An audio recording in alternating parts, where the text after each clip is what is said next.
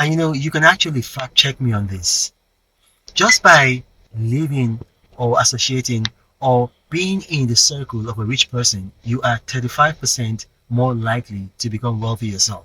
35%. Just think about that. And the same thing is true in the inverse.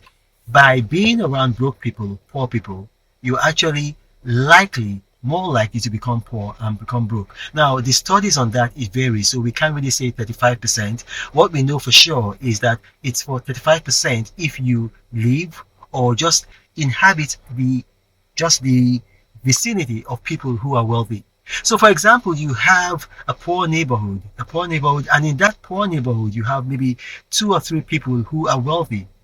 If you can just associate with those people, you increase the chances that you're going to be wealthy by about 35%. Now, this is very important because a lot of people don't understand what habit does in their life.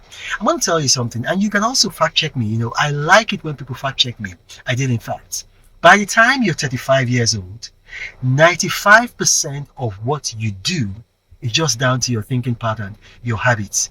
95%. So between that time, so when you have your emotional scripting, which is when you are your first 5 years of your life, there's very little you can do with who you're going to associate with. It depends on where your parents take you to, nursery school, preschool.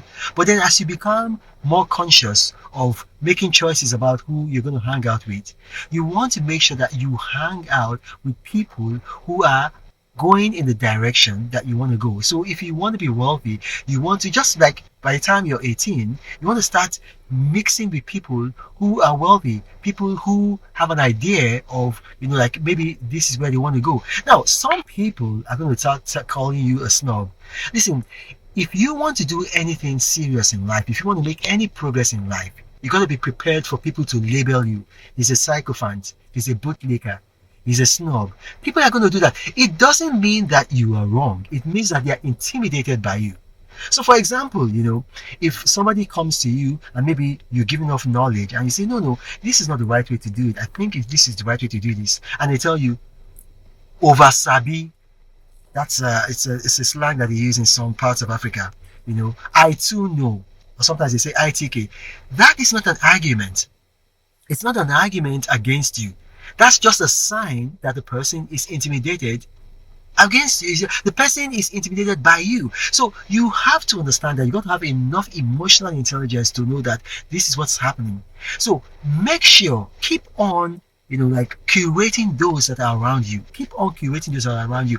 Even if you live in the poorest communities, and right now it's even too late for you. Right now, let's say, okay, there's very little you can do. And first and foremost, it's never too late for anybody. If you look at Colonel Sanders when he founded KSC, if you look at some other people when they did great stuff in their life, they do great stuff in their life at later stages of their lives. Anyway, if you think that, okay, maybe it's getting a bit too late for you, you might have children. Those children, they're growing up in what some people will call a ghetto, a slum, a low-rent district.